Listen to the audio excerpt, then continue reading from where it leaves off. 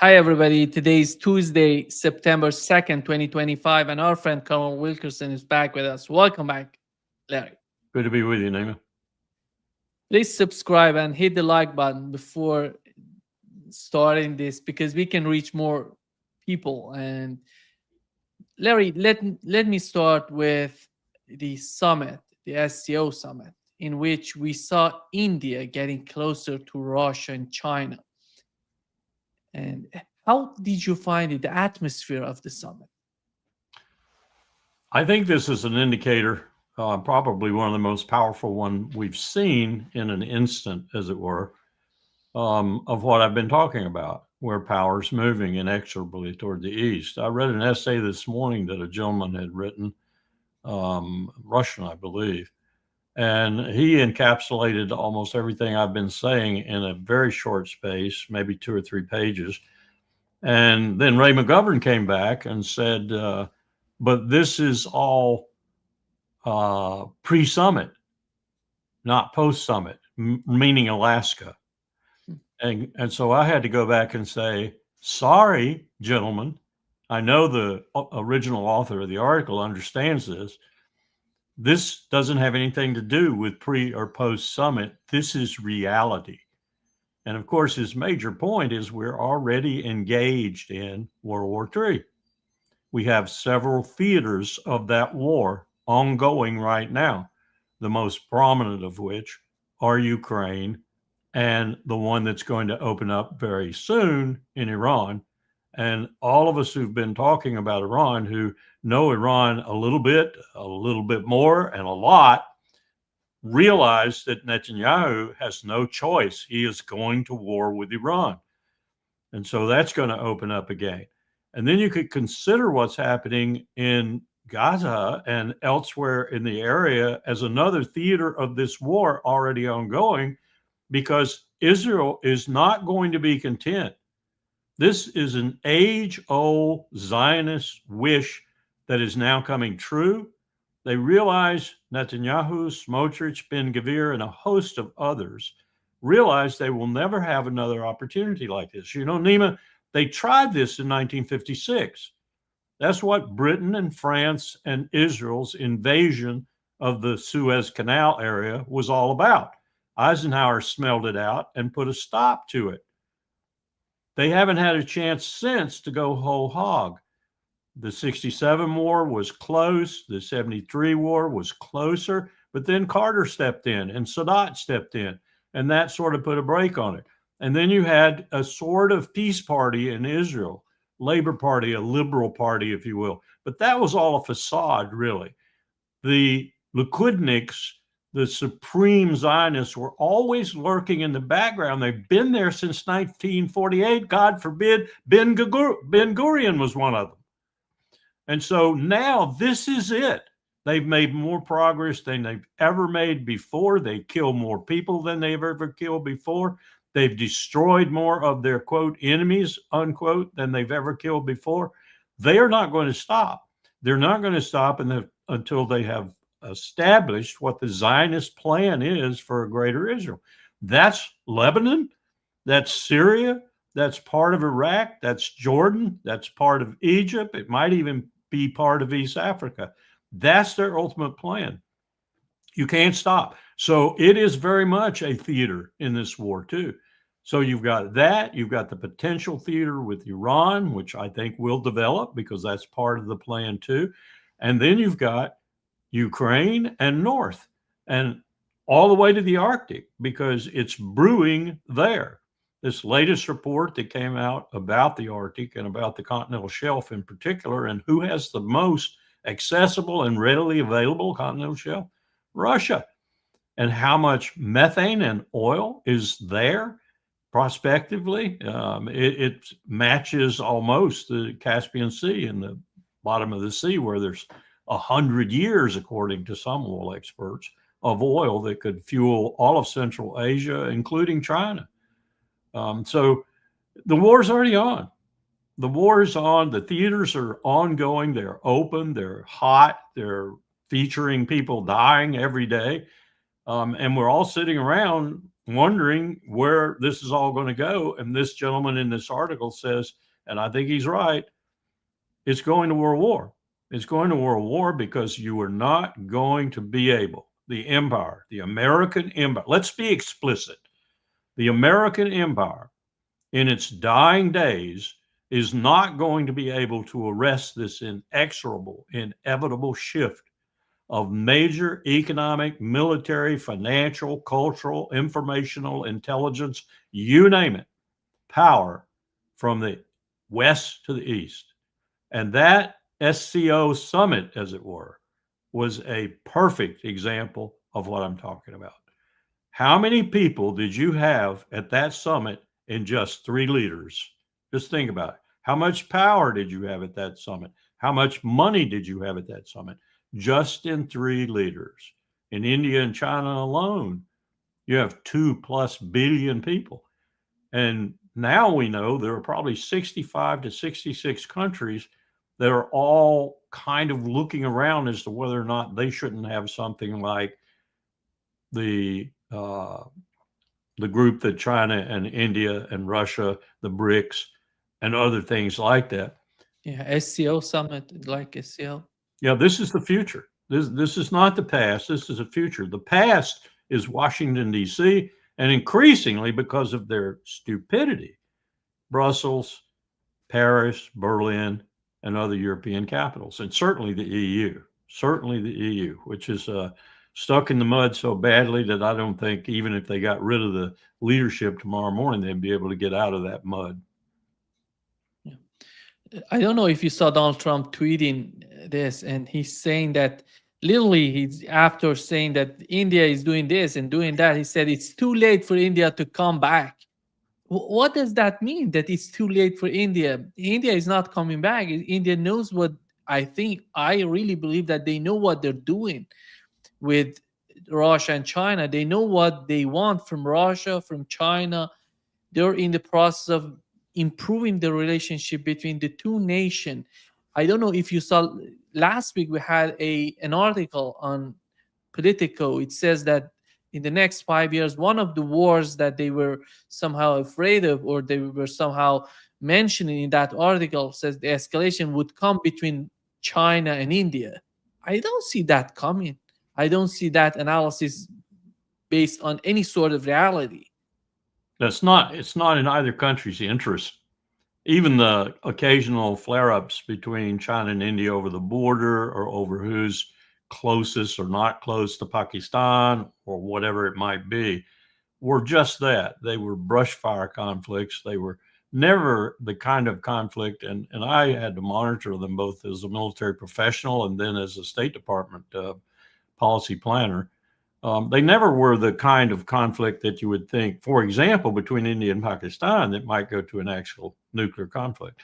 So those were manageable, and they managed them fairly well. If you look at the border deals they made and such, now they've been compelled to do what they've done. And this is the greatest compellence in the world.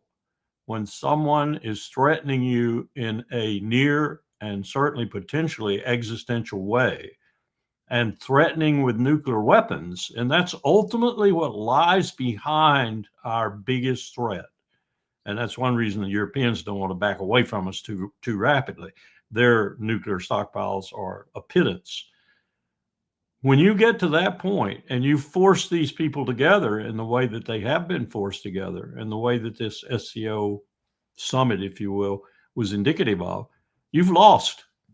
You've lost and they've won. Now, the contest could be bitter and long, and the casualties can be great, depending on whether or not Washington, and to a lesser, much lesser extent, London, Berlin, and Paris, recognize this defeat and deal with it in a way that is commensurate with their power and the growing power on the other side, and make some kind of accommodation. But Nima, we in Washington, and I'm increasingly of a mind that Paris, Berlin, and London are this way too, and maybe even Norway and a couple of other countries that lately joined NATO, we don't do accommodation. We do not do accommodation. We do, you obey us or we will kill you. I mean, we've demonstrated that across the face of the globe in the last 20 years. We'll kill you with sanctions or bayonets and bombs or both. That doesn't work. It hasn't worked very well for some time now. We've lost every bayonet and bomb episode we've created in the last 20 years. And now we've got opposition. Now we've got significant opposition. Nima, we're working right now. We say a group of us on a letter that we hope Mahmoud Abbas will sign as the head, recognized by the United Nations, head of the state of Palestine, to the UN Secretary General requesting a United for Peace initiative out of the UN General Assembly. Now that takes a 2/3 vote. We've already got the 2/3 vote. It is not subject to veto by the UN Security Council or any of its members. If the letter comes and the vote is positive, then the UNGA and the Secretary General, by extension, as the executive authority, if you will, with the UN, is obligated to try to create a force to go to Gaza and operate under more or less Chapter 7 type rules, which means the rules of engagement authorize the use of force to establish a peace, not to keep a peace, that's Chapter 6, but to establish a peace. We tried to do this, you may recall, in the Balkans with UNPROFOR, UN Provisional Force for Yugoslavia. That was about 39,000 soldiers. We figure we need 40 to 50,000 for this, and we would ask China to be the dominant power and to lead with the major troop contribution. And other countries could contribute as necessary. For example, you could have Turkish troops, you could have Indian troops, you could have Pakistani troops. We had some good Indian and Turkish troops in Somalia in 1991 and 2. This would put a stop to Gaza on a dime. Deploy these troops with the rules of engagement that say you can tell the IDF to get out of your way, and if they don't get out of your way, you can shoot. You can use your weapons. But I think if you put that kind of a force on the ground, suddenly put it on the ground in Gaza, I think you would either have a conflagration that would come out very negatively for Israel, if not completely negatively, or you'd have a dropping of arms. You'd have a ceasefire immediately enforced, because I don't think Netanyahu is stupid enough to take on a force that might have 30 or 40,000 Chinese in it. I just don't think he's that stupid. I think it'd be the end of Netanyahu, actually. Now, is there any real chance that we'll achieve this? Probably not. I'd give it 1 in 50, because first of all, Abbas is going to be very afraid to do it. And second, the UN Secretary General and the UN Security Council, at least the United States in it, are going to be very adamant about not doing it, as are the other members like France and Britain. But I think it would send a signal that would so shame the United Nations and so shame Washington and Brussels and Europe in general, that we would get something positive out of it, even if the force were not deployed. But I would like to see the force deployed, and I'd like to see China do it. And Nima, I'd like to see one other move too. I'd like to see a powerful suggestion at the next SCO conference, if you will, that the United Nations headquarters be moved to Shanghai from New York. It's time. It's time. These are the kinds of moves that probably need to be made to accommodate this power shift and this power change, because it's happening. But I come back to my original point. I don't expect anybody in the West to do this. I don't expect anybody to do it. Carl, I really feel that Netanyahu, before, if something in that direction happens, he's going to attack Iran to distract everybody from. Absolutely. Absolutely. The moment the UN Security Council agreed to do something like this and China said, yes, we'll participate, he would attack Iran if he hadn't already done it. You're right. You're absolutely right, because that's his last avenue of survival. That's really what it's all about. The survival of not only him personally and politically, but survival of this greater dream of these ultra Zionists, which has been with us for over 100 years, maybe longer than that. It's just now found an opportunity to come to full fruition with lots of allies. I mean, look at the allies he's garnered to himself. Not all his work, but nonetheless, he's taken advantage of it. The dispensationalists and fundamentalists in the United States who want the rapture in the end times, that's 50 million people, Nima, 50 million Americans. And many of them threw their lot in with Trump because they thought Trump was some aspect of the Antichrist and going to bring all this along. I mean, you can't make this stuff up, but it's true. And Netanyahu was smart enough to ally himself with them. That's what a lot of these trips to the West Bank and to Israel in general have been, that Netanyahu's government funds and finances. They bring these Christian Zionists over to Israel. They let them touch the wall. They let them pray. They let them go out and see Israel. And they talk to them about greater Israel. That's what the ambassador to Israel from the United States is all about himself, Huckabee. You know, it's Judea and Samaria. These are words he uses, and he's our freaking diplomat in Israel. They've got everything they want right now, Nima. Everything they want, and they want to push it to the maximum degree. And you're right, Iran is going to be the place where they get stopped short. And then the United States has got a decision to make, and we've got a president who, among other things, seems to be pretty bad physically right now. Larry, do you feel the possibility of using nuclear bombs? I think that's always there. I think it's in the background. When someone becomes as desperate as we're going to become, and Netanyahu might become very quickly, then the nuclear genie is out of the bottle very swiftly. And Netanyahu truly worries me in that regard. He really does, because I don't think he would hesitate if he thought his life was in peril, political and otherwise, and if he thought Israel's stature as the state that and his role in it that finally brings about the great Zionist dream of everything that the Bible says they should own. Think Ted Cruz. These are the people behind Netanyahu. They think the Old Testament is the guide to national security decision making. And I don't know if Netanyahu is stupid enough to think that. But even if he's not, he's using them to the maximum degree possible, just as he's using people like Smotrich and Ben-Gvir to the maximum degree possible. The unfortunate thing for all the rest of us is these people happen to coincide with one another, and they are aiding and abetting one another in one of the most evil things that's happening on the face of the earth today.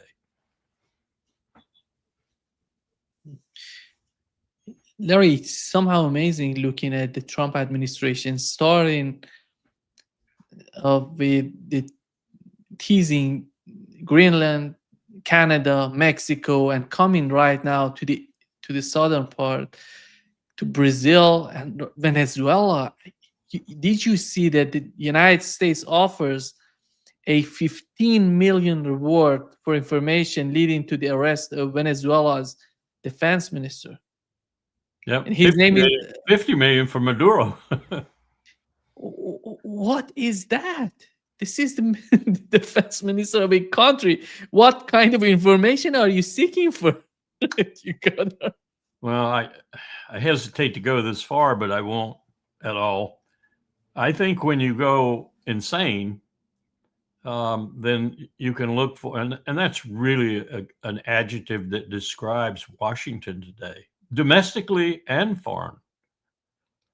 When you do that, all bets are off for anything. And one of the things you do is you expand your stupidities, you expand your insanity. You don't curb it, you don't rein it in, you expand it.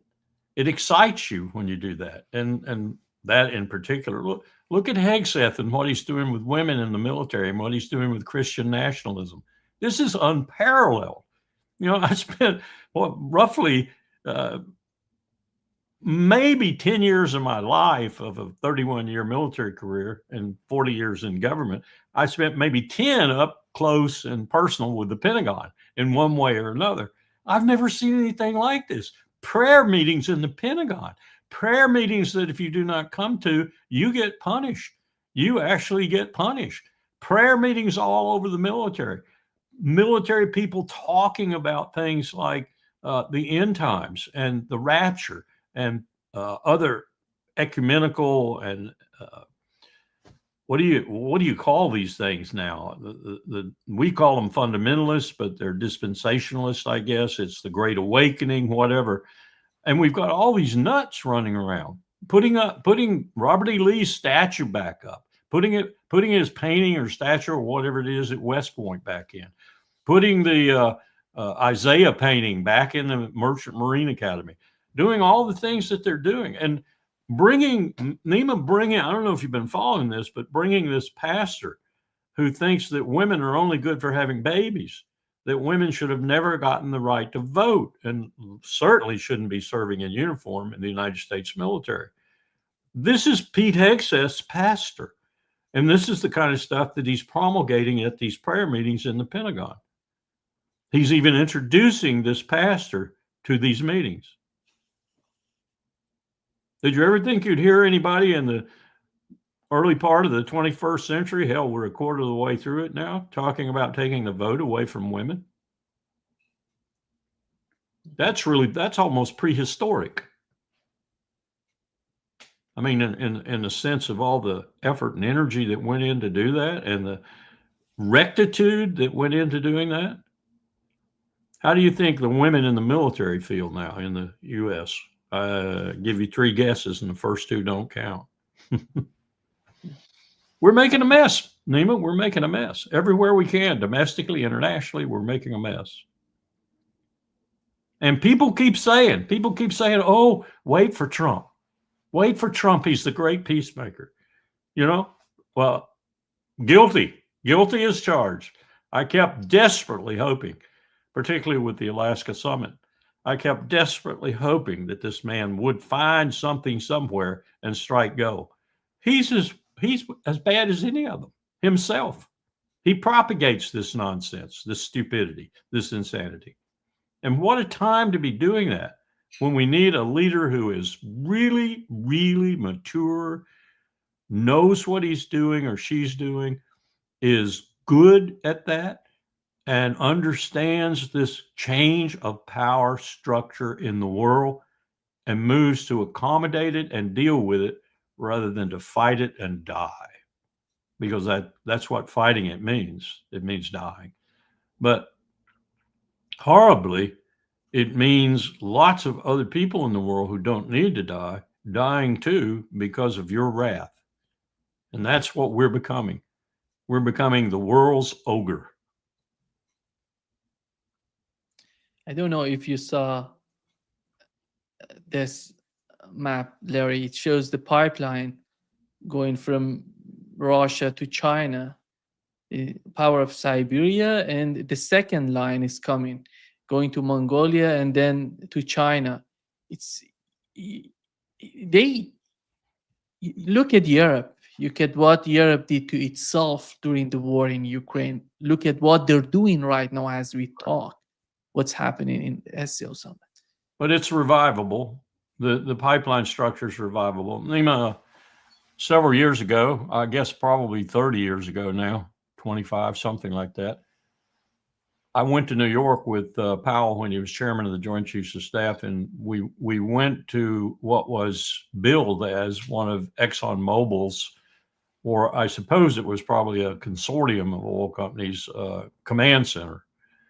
And I remember one aspect of the briefing vividly.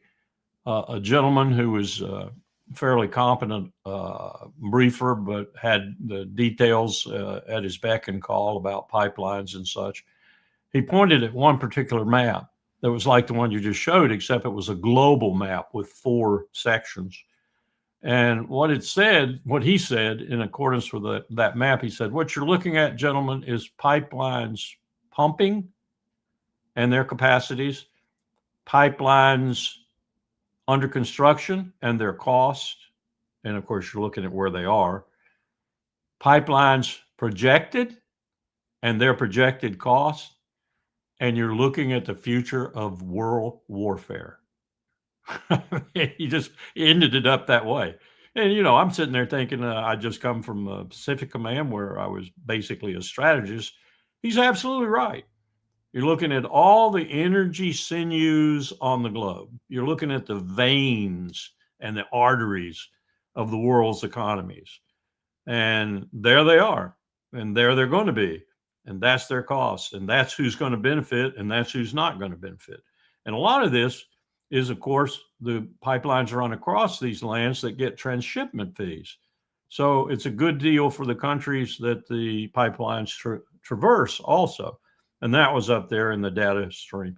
All of that's shifted a bit now, and it will shift again in the future and again as more finds are made and as we maybe go more and more to renewables. And that's a worrisome thing about this too, is that we're still doing this and we're still doing it just Katie bar the door, we're still discovering, we're still pumping, and we're still building pipelines. But that's a picture of the future. And you know where most of those lines are now, Nima? They're over there in that place where all the power's going.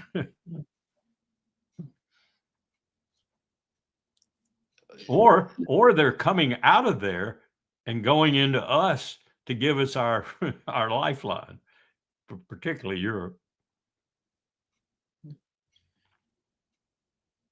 Larry, in your opinion,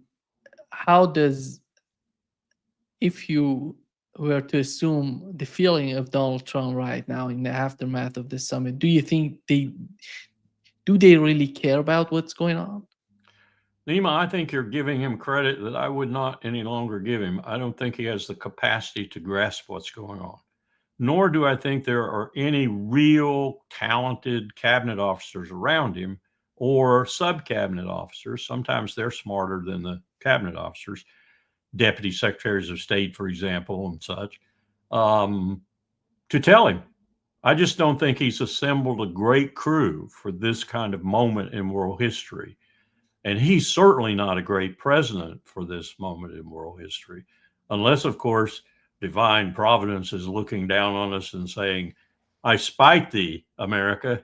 You've been very, very bad, and I'm going to give you the worst possible leaders you could have, and weather it, because the storm is coming.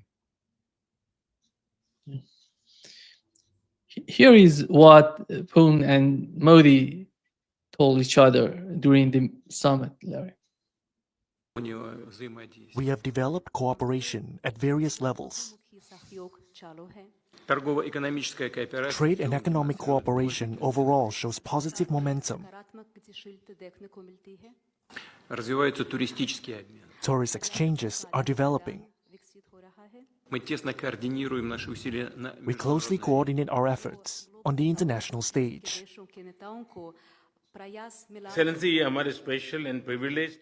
Mr. President, this demonstrates just how profound and comprehensive our specially privileged strategic partnership truly is. Even under the most challenging circumstances, India and Russia have always moved forward shoulder to shoulder. Our close cooperation matters not only for the peoples of our two nations, but also for ensuring global peace, stability, and prosperity. I've been a diplomat long enough, short enough, to understand that you don't want to read too much into that kind of language. But in the circumstances which I just inartfully and poorly described to you about this shift of power, I think the world needs to heed those words, whether they are for propaganda purposes, and by that I simply mean they're trying to get back at us in order to maybe eliminate some of the tariffs or whatever, immediate tactical reasons for doing this. And there's probably some of that to it.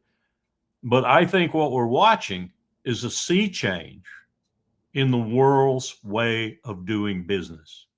We're watching the first waves lap ashore.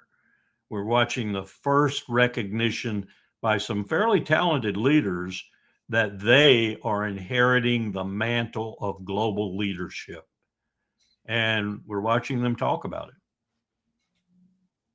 it. What was so amazing, they didn't talk about Ukraine. We haven't heard anything about Ukraine. I think it was done intentionally. They deliberately decided not to talk about Ukraine. I don't know if Russia was asking for it or somehow China didn't like to be mentioned, Ukraine to be mentioned. What's your feeling on that? No, if they could, and if Putin were amenable to doing it, I'm sure, and he had the money and the time, I'm sure he would build a wall 60 meters high and all across the front lines and say to the other side of the wall, Germany, Poland, France, England, all the NATO countries, go to hell and fester in your own poison. Me and my Indian and Russian friends on the other side, and my Indian and Chinese friends on the other side, if this were Putin speaking, we're gonna have a pretty good world, and we're gonna enjoy it. And oh, by the way, we are 4/5 of the world. They can't do that. They can't do that, and they know that. So they've also got to be talking behind the scenes probably now about how they're going to handle this mess that we've created and continue to create and will continue to create until the sudden body blow comes that hopefully convinces us that it's worthless to dispute this. It makes no sense. I'm not talking about surrendering. I'm not talking about choo-hoing, holding your hands up in the air and saying, I give up, run over me with a tank or whatever. What I'm talking about is dealing with the world as if it were human. And that all the people in the world, and especially those with the premier power, have a right to deal in the way that they wish to deal. And if you have some problem with that, you settle the problem by other than mechanically military means. You talk, you work, you use diplomacy, you solve problems together.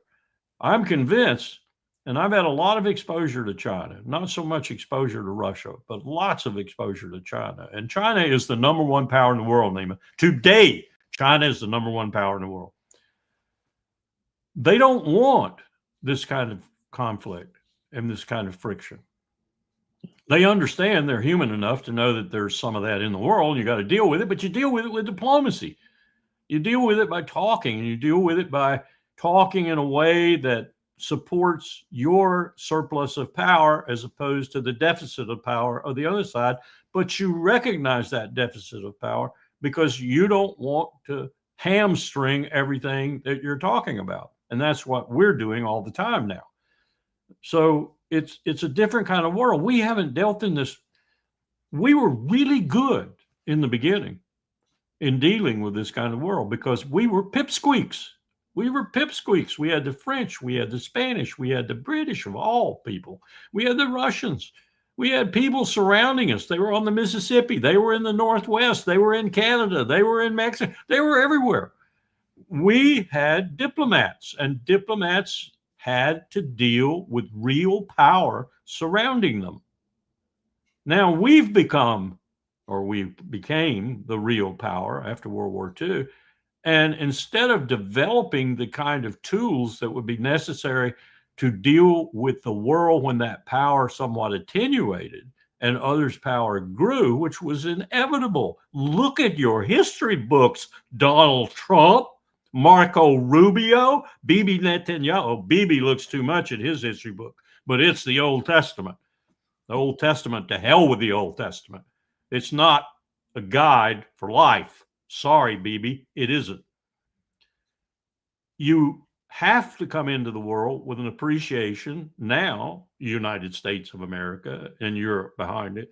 You have to come into the world with an appreciation of power is shifting, and you have to deal with it. And that doesn't mean that you go to the back of the line. It doesn't mean that you get second fiddle or third or fourth fiddle. It means that you have to use your brains and your talents at diplomacy to affect the kinds of relationships in the world that, interestingly enough, the other side wants.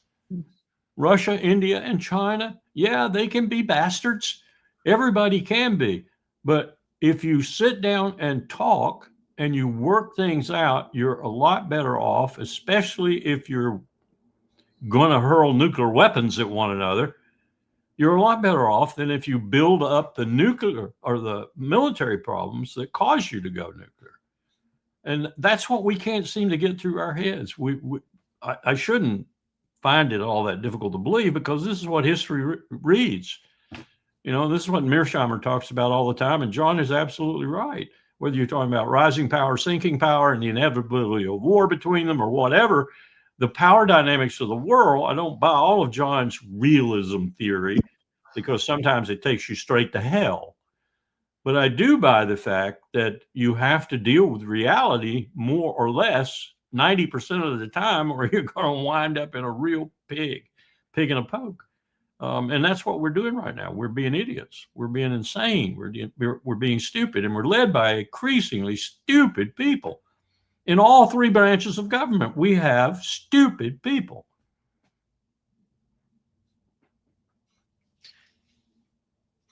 Larry, two countries were at the summit, Armenia and Azerbaijan. They were invited. They were, I think there was some sort of talks between.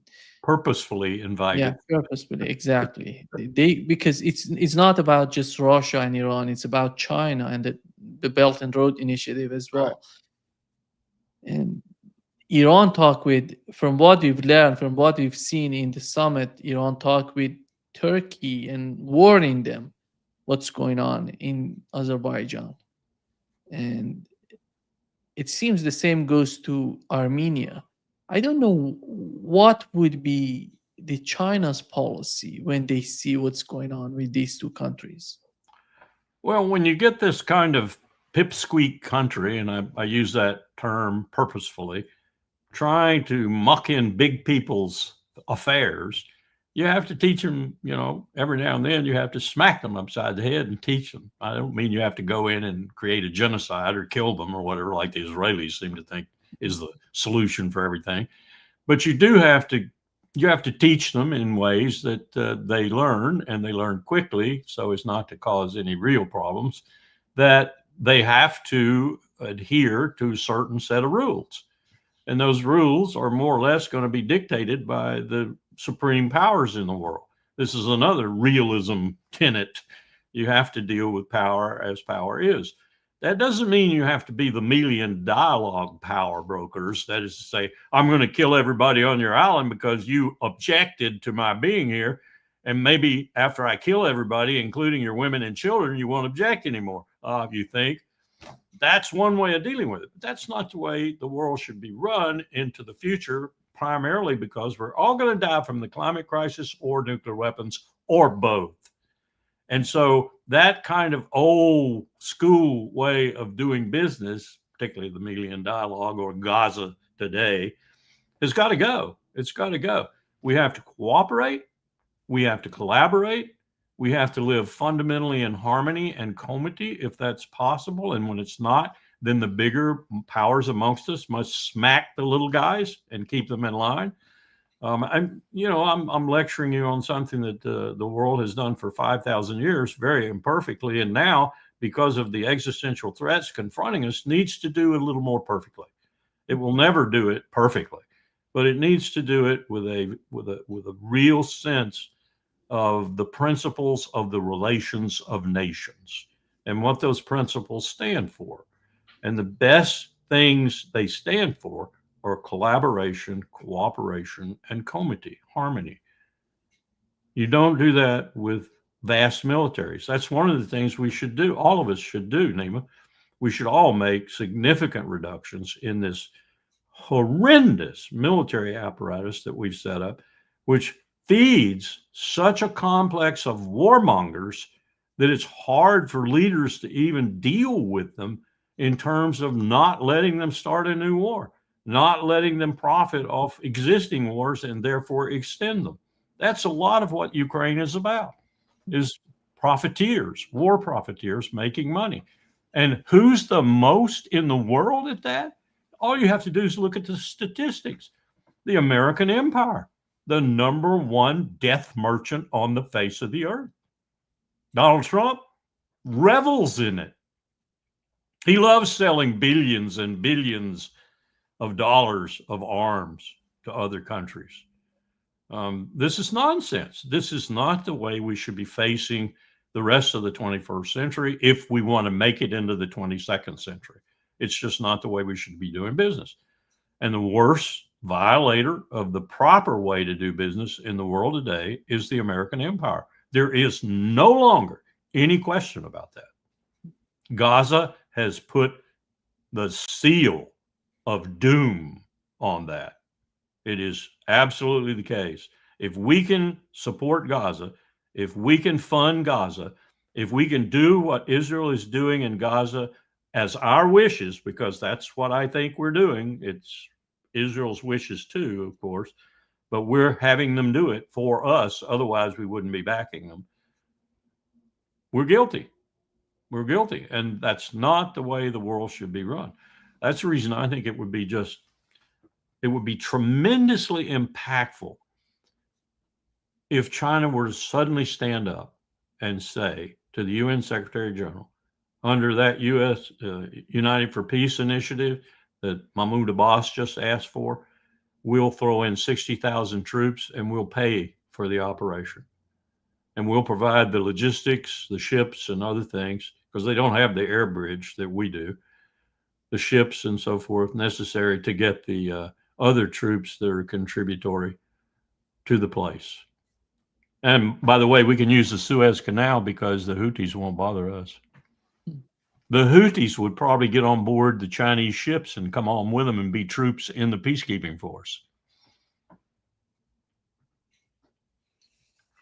Look at what they just did to Yemen. This is unconscionable. I mean, you didn't think it could go any further than what they're doing in Gaza, but it went further. They killed the civilian government in Yemen, murdered them. I think it was 11 ministers or something like that. Those people don't have anything to do with the Al-Ansar and the war effort in Yemen. I don't know how we could sink lower, Nima. I just don't know. And nobody knows what else Israel needs to do to just to say him to tell him stop. That's enough. You're doing a lot. What you're doing is not doing. It's not beneficial, Larry. Look at what they're doing. Look at what is the outcome of what they've done in Yemen. What is the outcome for Israel?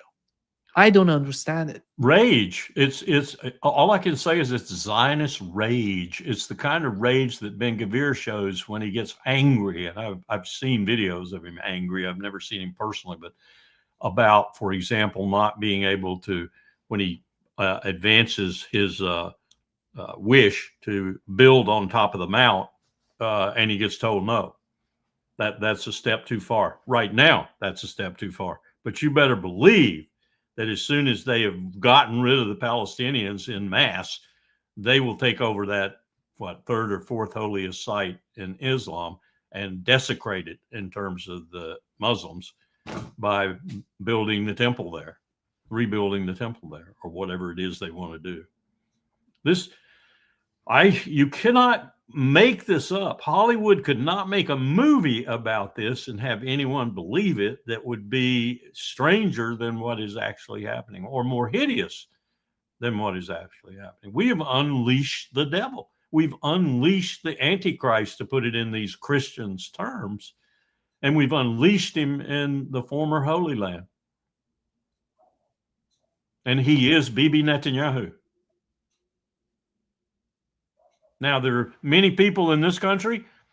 I'm told there are maybe 40 million of them who would say, in response to what I just said, Nima, they would say, hooray, hooray, God bless, hallelujah, because that means Jesus is coming down.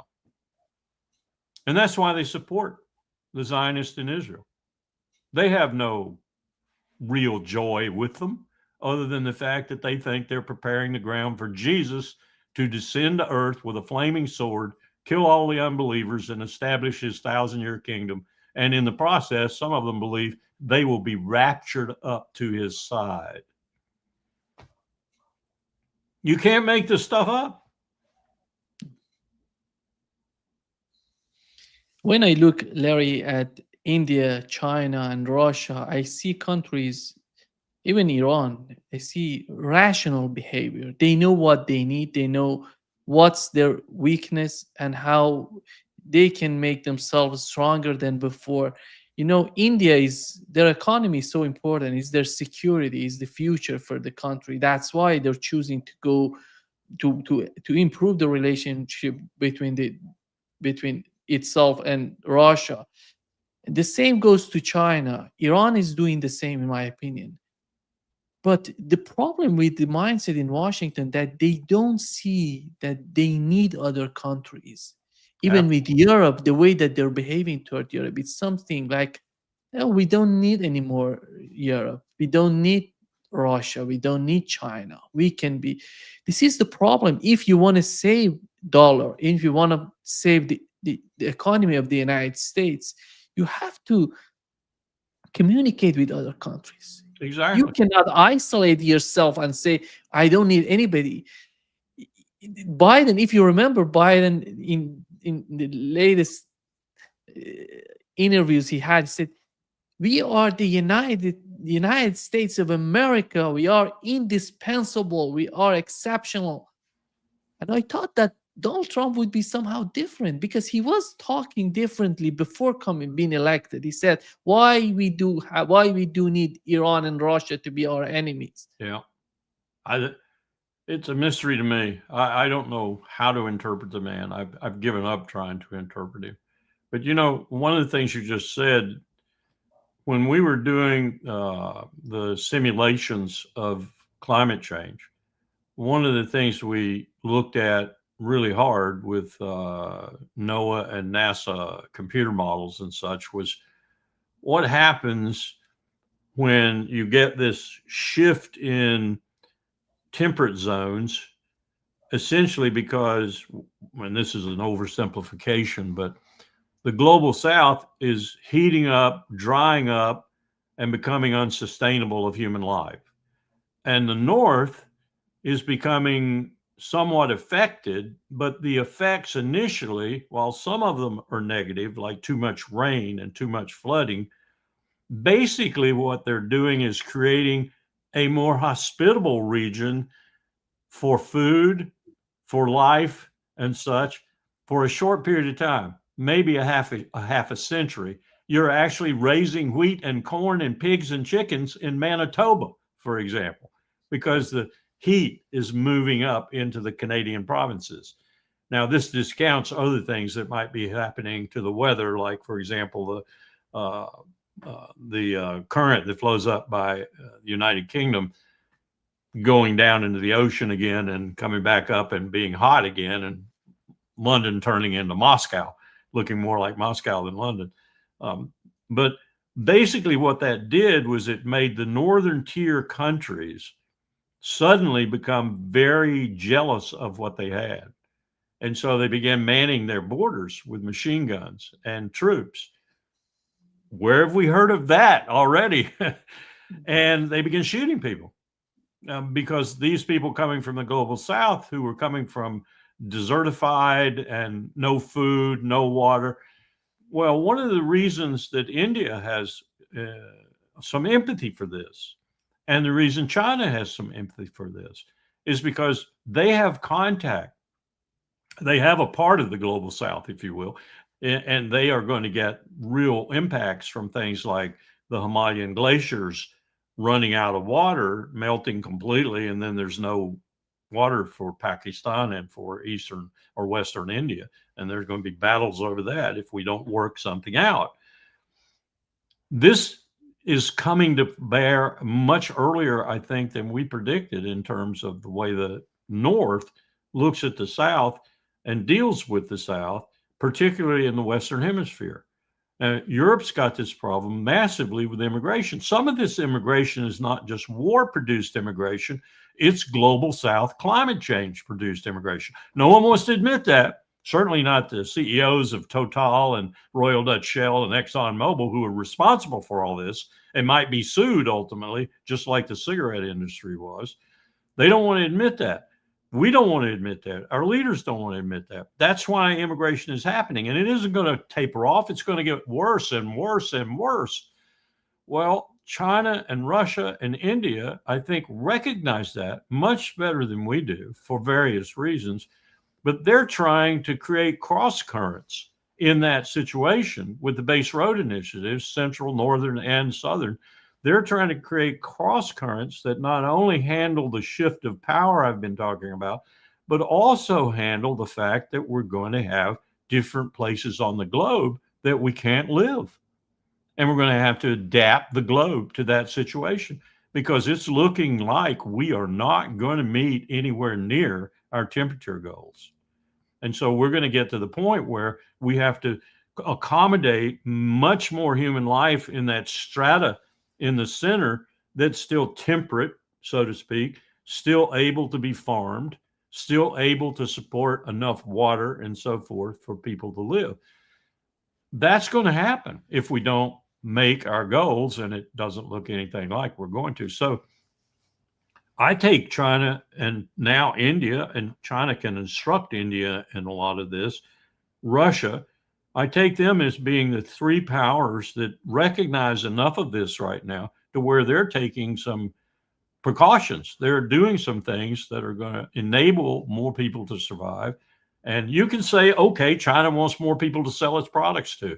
China wants more people to be slaves. Okay, I don't buy that. The people who look like they want people to be slaves live in the northern hemisphere and live in the western hemisphere. Anyway, that's a long disquisition where I think they have a better understanding of the future. And I think they're accommodating that future through that understanding much better than we are. I think we have a very poor understanding of the future. Look at what Trump is doing to dismantle all the positive moves made in the last 20 years, some of which I like to think I had a little bit to do with, even with regard to the climate. He's dismantling almost all of that. And this is to our detriment. Is he suicidal? Is he nationally suicidal? Does he want to hasten the end of the Western Hemisphere, particularly its predominant power, the United States? Who knows? But I don't see that kind of attitude in Moscow, Beijing, or Delhi. And as a matter of fact, I don't see it in Kuala Lumpur, Jakarta, or any place else out there where the power is going. Larry, here is in this photo, you can see the Russian Chief of General Staff, Valery Gerasimov. And the map behind him is the Novorossiya, as they call it. Novorossiya is the eastern part of Ukraine. And the map goes to Odessa, Nikolaev, goes up to Kharkiv.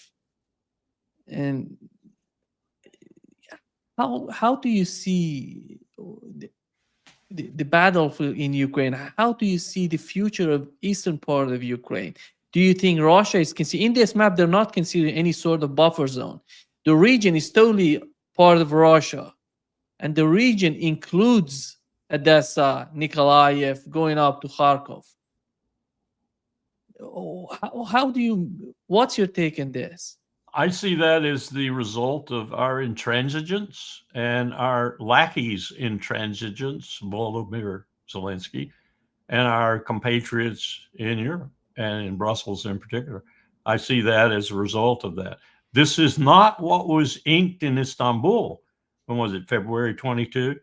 This is not the agreement that was inked in Istanbul and almost became the end of the war, except for Boris Johnson acting on our advice, I'm sure, or on our direction, and London, Paris, and Berlin's direction. This is not it. Why is it different if we are to take that as what Russia's bottom line is? It's different because they have lost 300 to 400,000 people on a battlefield where they killed about 1.5 to 1.7 million Ukrainians and won the damn war. That's why it's different. You are very lucky, Kyiv. It doesn't include you.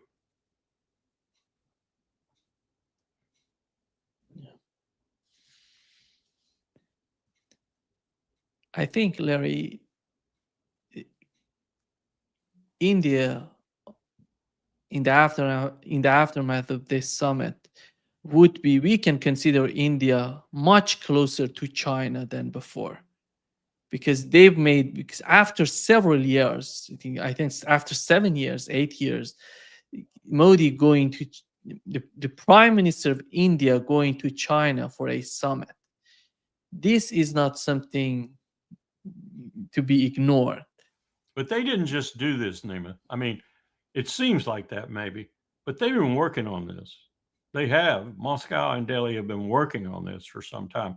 I think the precipitate way it happened ultimately in that summit was unexpected by everyone, including them.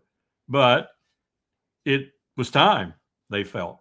And I'm sure they had many a phone call, and it was time that they sent a signal. And that signal had to be powerful and strong, resilient, and meaningful. And it was. Now, will Donald Trump understand anything about that? No. Will Marco Rubio? No. Will Pete Hegseth? Absolutely no. Will Steve Witkoff? No. Will anyone in the American government? I like to think there might be 2 or 3 people down there in the trenches that will understand that. Will they be listened to? No. Yeah. They thought that Russia and China would never be close as they are right now. It happened during the war in Ukraine. I And can the remember. tariff war and I the can war. remember. I can remember some people saying the same thing about the United States and China, especially in the early 50s and mid 50s. You know, and then Nixon gets on his horse and Kissinger goes to Pakistan. Dude, all of a sudden, closes lips and teeth. The world changes, and the world changes on a dime sometimes when people are smart and understand that if they don't spend that dime, they're going to not get any change. They're going to die. And it happens, and it happens for the better sometimes. It happens for the worse other times. The Molotov-Ribbentrop Compact, for example. Hitler turns around and invades the Soviet Union. Didn't see that one coming, said Joe. Yeah, I think Joe did see that coming. He just didn't see it coming so fast. Stalin, I mean. Yeah. But this should have been, this summit should have been seen as coming. I mean, the SCO, you have no idea, Nima, how many times I would suggest, having just come back from China, I would suggest to the powers that be, and at that time, the powers that be were some half-decent people, Colin Powell being amongst them. And I would say, the Shanghai Cooperation Organization is going to develop. No, it's just those Chinese doing it. I'm sorry. You're looking at at that time, you're looking at the potentially most powerful country on the face of the earth coming back because it's been there before. We forget China has been there before. Persia has been there before. They're coming back. Not the same, of course, very different, modernized, whatever. But they're coming back. And just their populations alone tell you that when I said the SCO will be reckoned with someday was not a by chance calculation. All you had to do was look at the populations to understand that that's where, 2 billion people live in 2 countries. You can't keep snubbing your nose at 2 billion people, especially not when person for person, they seem to be a hell of a lot smarter than you. It's amazing to look at the 2 administration, the Biden administration, and right now the Trump administration, what the Biden administration couldn't achieve. I think what's going on between Russia and China is the achievement of the Biden administration. But what was left behind it was the relationship between Iran and Russia, Iran and China, which is just changing drastically. India and China is changing drastically. These are the achievements of the new administration in Washington. They're somehow they're helping each other in making the East more powerful, more united than before. That's usually what happens when empires take to the street, so to speak, to prevent their own collapse. They expedite it. They actually facilitate it.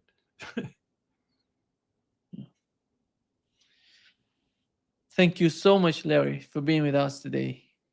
Great pleasure as always. My pleasure. Thanks for playing a little clip of Randy up there in the beginning. I hope he's out of jail. Yeah, I hope that. Yeah, but he was not arrested. He was arrested? No, we were kind of struck by what they said about no children. So he went through the computer and took all the things that had children in them. As you can imagine, they were some of the most powerful photographs, most powerful videos too. So he went through, I think he had about 12 left or whatever. But you know what's happening in the district right now? I mean, you've got militia from 3 states, as I understand it, including the Guard, federalized by the president, which under the home rule he can do. You got West Virginia. I know someone told me the other day they'd seen a West Virginia soldier down there. You got the FBI. They are routinely patrolling the streets now. And you've got ICE. You know what? My taxi driver this morning was an Afghan. And he was a little bit reluctant to go into DC. And I noticed some reluctance when I call for the taxi company is run by the Pakistanis. There was reluctance for any of them. One of them turned around and went back. He wouldn't come. But this gentleman came. He's been here a long time. He was from, I forget where he told me he was from now. But he had trekked all across Afghanistan. He took his family into Pakistan as soon as we invaded. So he's a smart guy. Anyway, I found out he had all his paperwork and everything. But they were very antsy, some of them, about going into Washington because they're taking people and, even if your paperwork is squared away, that's tough. You get arrested and put away somewhere. This is happening on the Capitol streets. And you don't want to get disappeared, Pinochet style. How do you say that in Brazil? Do you say Pinochet or Pinochet? Pinochet. Pinochet? Like an A? Yeah. I've had people tell me it's Pinochet. No, it's Pinochet, not A. Pinochet. Yeah. Pinochet. Okay. Yeah, that's right. Yeah. Either way you say it, he's a horrible person. He's the same. Doesn't matter. Yeah, the same outcome. A Netanyahu in the making. Yeah, exactly the same. Thank you, Larry. Great pleasure as always. Yeah. See you on Friday. See you on Friday. I got to get me another shirt. I got to get one that's red and green and blue. And waiting for that. Take care. Bye-bye. Bye-bye.